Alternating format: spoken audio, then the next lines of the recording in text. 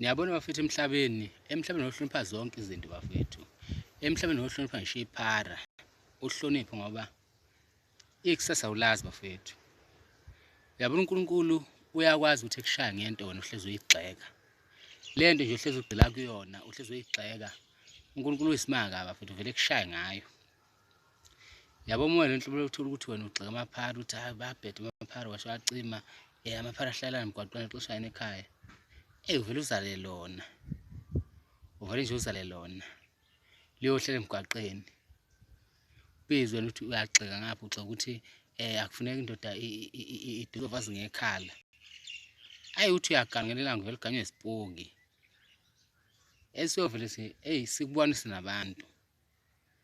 Bafethu singayigxeki isimo osungekho kusona noma uyitshela ukuthi wena uqhelene naso ngoba uNkulunkulu omunye umuntu bafethu. uNkulunkulu uyakushaya ngento ohlezi uyigxeka.